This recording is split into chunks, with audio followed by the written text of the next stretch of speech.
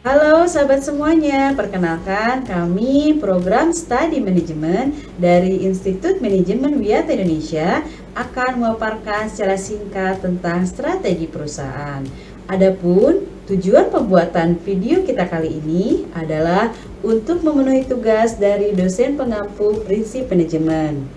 Kalian pasti penasaran kan apa sih yang akan kita bahas?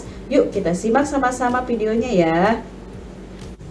Dalam video kita kali ini, kita akan membahas jenis-jenis strategi, apa itu strategi perusahaan, 3 jenis utama strategi perusahaan, bagaimana sebuah organisasi itu tumbuh, dan bagaimana pula strategi perusahaan yang akan kita kelola.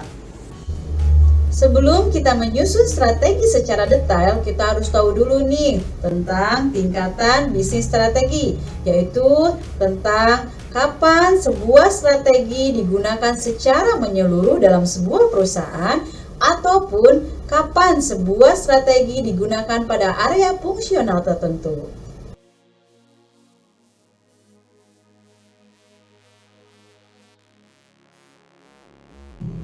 Penerapan strategi pengembangan bisnis dikelompokkan ke dalam 3 tingkatan. Yang pertama, strategi perusahaan, di mana ruang lingkup tingkat pertama ini adalah yang paling luas cakupannya. Mengapa?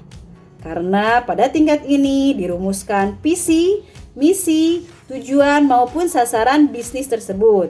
Yang kedua adalah strategi kompetitif, di mana tingkat unit bisnis ini hanya berlaku pada level bisnis tertentu, akan tetapi tetap selaras dengan visi dan misi perusahaan induk.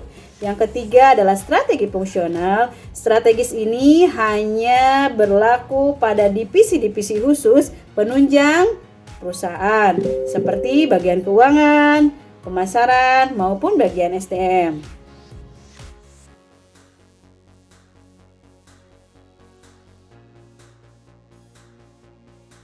Strategi perusahaan adalah salah satu yang menentukan bisnis apa yang sedang atau ingin dimiliki oleh perusahaan tersebut dan apa yang ingin dilakukan oleh bisnis tersebut.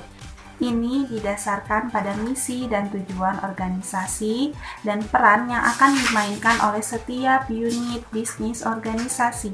Contoh dari kedua aspek ini adalah perusahaan PepsiCo, di mana misinya menjadi perusahaan produk konsumen utama di dunia yang berfokus pada makanan dan minuman siap saji. Ini berarti mengejar misi tersebut dengan strategi perusahaan yang telah menempatkannya dalam bisnis yang berbeda. Dari strategi perusahaan adalah ketika manajer tertinggi memutuskan apa yang harus dilakukan dengan bisnis tersebut, menumbuhkannya, mempertahankannya, atau malah memperbaruinya. Ada 3 jenis strategi perusahaan. Yang pertama pertumbuhan, yang kedua stabilitas, dan yang ketiga pembaruan.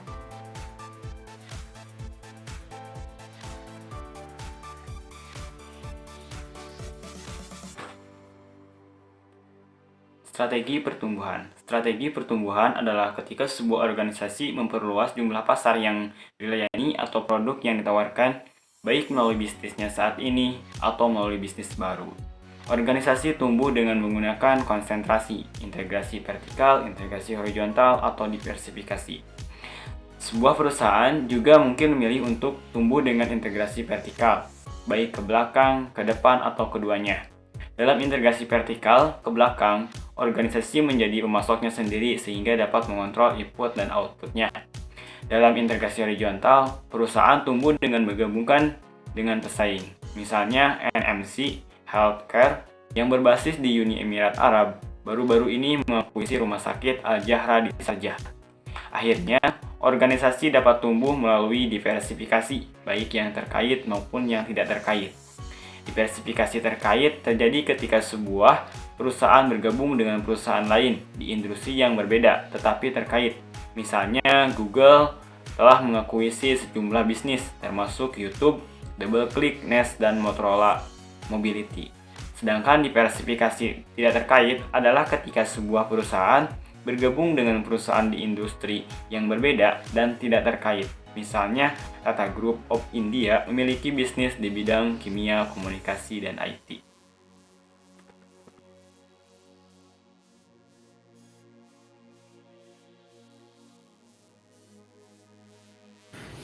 Strategi stabilitas ditandai oleh berlanjutnya operasi perusahaan dengan aktivitasnya saat ini, tanpa disertai dengan perubahan arah signifikan dalam pengelolaan usaha perusahaan, atau tidak ada penambahan produk baru maupun pasar baru. Kapan diterapkannya? Yang pertama, kondisi industri tidak bisa diprediksi. Yang kedua, sedikit peluang pertumbuhan pada industri. Yang ketiga, keuntungan dan kinerja berada pada keadaan yang memuaskan. Perlu diingat bahwa strategi ini akan berhasil dalam jangka waktu pendek, dan strategi ini hanya mempertahankan ukuran dan level operasi bisnisnya. Terima kasih.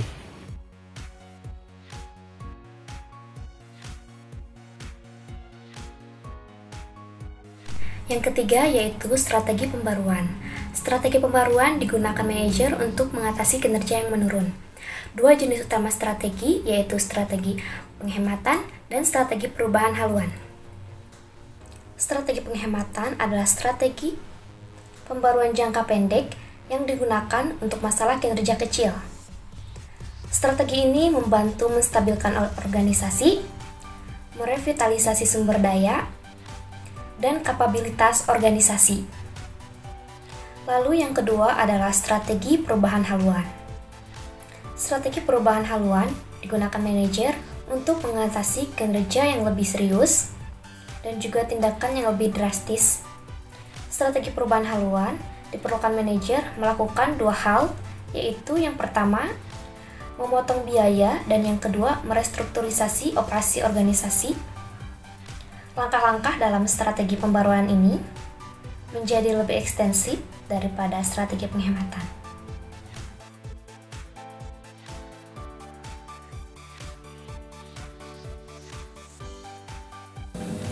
Analisis SWOT. Singkatan dari analisis SWOT adalah Strength, Weakness, Opportunities, and Threats. Artinya adalah Strength, kekuatan, Weakness, kelemahan, Opportunities, peluang, and Threats adalah ancaman. Pengertian dari analisis SWOT adalah suatu teknik perencanaan strategi yang bermanfaat untuk mengevaluasi dalam suatu perusahaan, baik yang sudah berjalan maupun perencanaan baru. Berarti analisis SWOT ini berguna untuk memanajemen suatu perusahaan.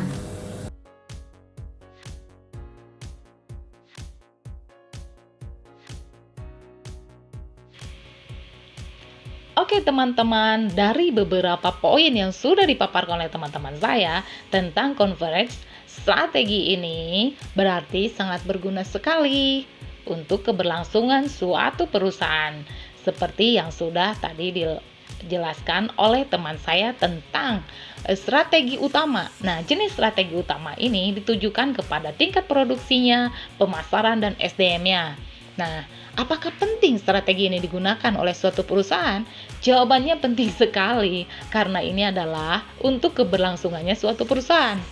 Di sini ada strategi pertumbuhan. Strategi pertumbuhan ini sangat berguna sekali melihat naik dan turunnya suatu perusahaan. Ya, dapat dikatakan dengan garis vertikal dan horizontal ya.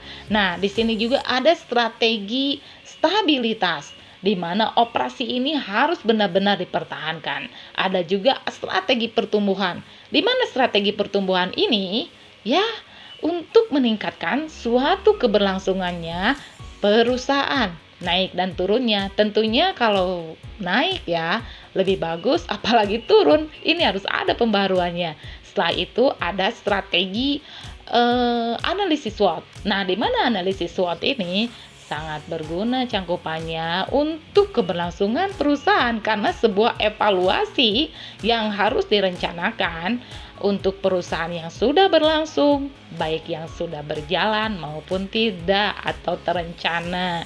Nah, sekian teman-teman yang sudah dipaparkan oleh teman-teman saya, semoga bermanfaat ya. Terima kasih.